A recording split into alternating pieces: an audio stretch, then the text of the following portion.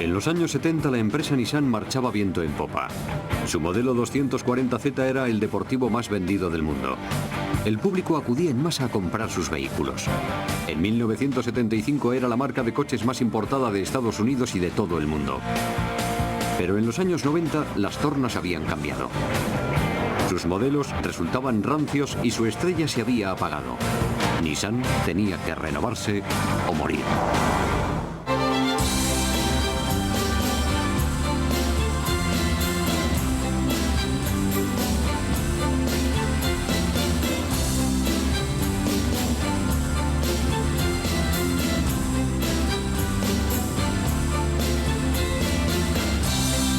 Grandes coches.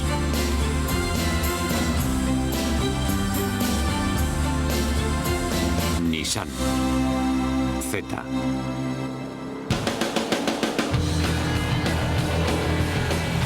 El Nissan Z es la prueba de lo mucho que puede hacer un producto por una empresa. Se lanzó en los años 70 y causó una gran sensación. Hizo palpitar muchos corazones. Pero tuvo una muerte lenta y desapareció en los años 90. Su renacimiento simbolizó la vuelta al ruedo de Nissan. Para entender esta montaña rusa corporativa, hemos de remontarnos a sus comienzos. La empresa automovilística Nissan empezó a fabricar el pequeño coche de pasajeros Datsun en abril de 1935. Era un modelo que demostraba al mundo que Japón constituía una nación moderna e industrializada. Los preparativos de la guerra desviaron la atención de la empresa hacia los camiones militares. Después de la guerra, el país trató de rehacerse y recuperar el pulso económico. La fábrica de Nissan permaneció confiscada por las fuerzas de ocupación durante casi 10 años.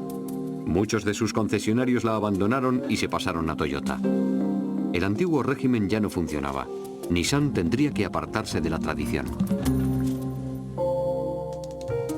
La producción de camiones se reanudó en 1945 y la de coches de pasajeros en 1947.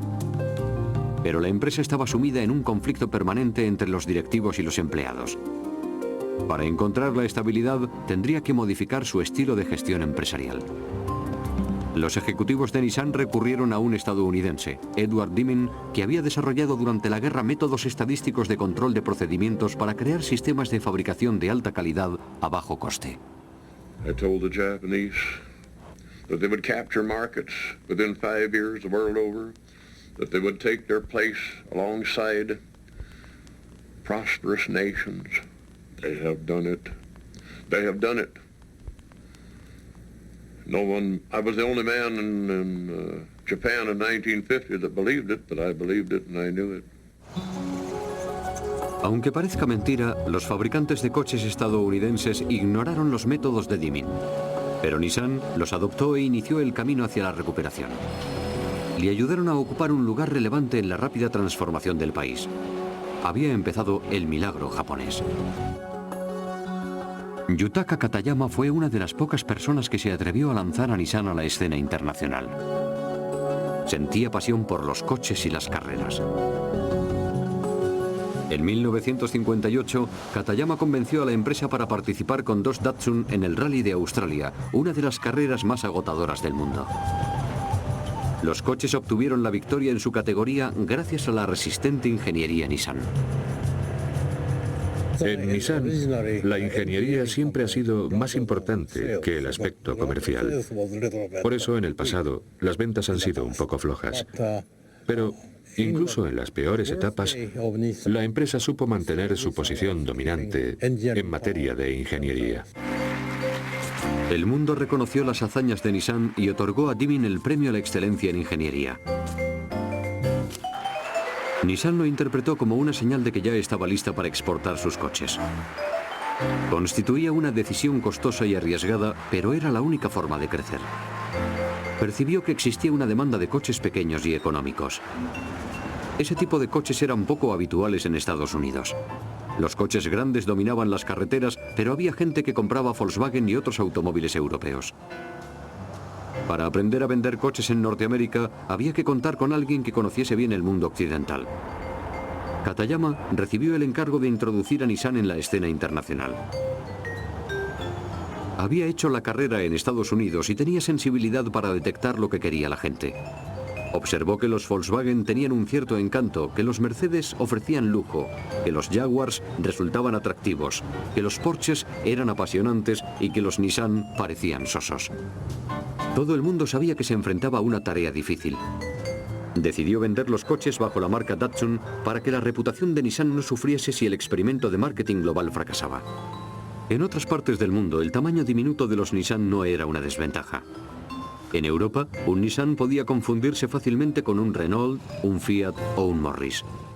Con el alza del precio de la gasolina, la bajada de los salarios, las carreteras estrechas y la falta de garajes en las casas, los coches pequeños resultaban muy prácticos. Aunque los Nissan no desentonaban en absoluto en Europa, Katayama sabía que para poder venderlos en Estados Unidos tenía que cambiar de estrategia.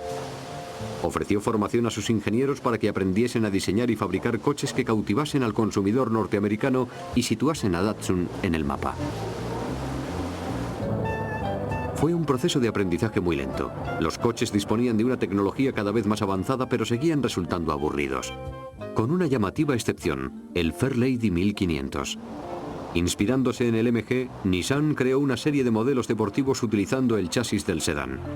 Los deportivos 1600 y 2000 resultaban más fiables que el MG y el Triumph, pero no eran los coches revolucionarios que necesitaba Nissan. Katayama no se rindió. Seguía pensando que necesitaba un modelo deportivo atractivo para destacar entre la competencia. Algo que pudiese rivalizar con los Corvette, los Jaguar y los Porsche. No estaba solo. Algunos de sus ingenieros y diseñadores compartían su pasión por los automóviles deportivos. La empresa contactó con Albert Gerth, un diseñador de coches deportivos alemán, para que les ayudase a diseñar un prototipo. Era famoso por haber concebido los BMW 503 y 507 de 1957, dos deportivos que se consideraban verdaderos clásicos. Muchos creen que el trabajo que efectuó para Nissan inspiró los primeros diseños del que se convertiría en el legendario 240Z. Katayama había sido ascendido a presidente de la filial de Nissan en Estados Unidos y no dejaba de insistir en la central japonesa para sacar adelante su proyecto preferido. Su perseverancia dio como fruto la formación de un nuevo equipo de diseño para desarrollar un deportivo para el mercado estadounidense. El plan recibió el nombre en clave de Diseño Nissan, Proyecto Z, porque ya se habían utilizado las demás letras. Gerth había enseñado a los ingenieros japoneses a reproducir los planos en maquetas de arcilla. Ello les permitió realizar prototipos en 3 dimensiones y observarlos desde todos los ángulos. Modelando con las manos podían palpar las curvas que querían que tuviese el coche. Una vez que acabaron la maqueta, empezaron a fabricar prototipos. Katayama quería que el coche tuviese un aspecto moderno y estilizado. Pidió que lo probasen en un túnel de viento y lo refinaran como si se tratase de un coche de carreras. Se mostró satisfecho con la forma, pero exigió que se efectuasen más pruebas. Antes de fabricar el coche en serie, tuvo que superar una serie exhaustiva de pruebas contra posibles accidentes. La seguridad era una preocupación cada vez más importante en Estados Unidos. Los prototipos se fabricaron, se desmontaron, se probaron y se refinaron hasta que el equipo tuvo la certeza de que estaban listos para triunfar en el mundo.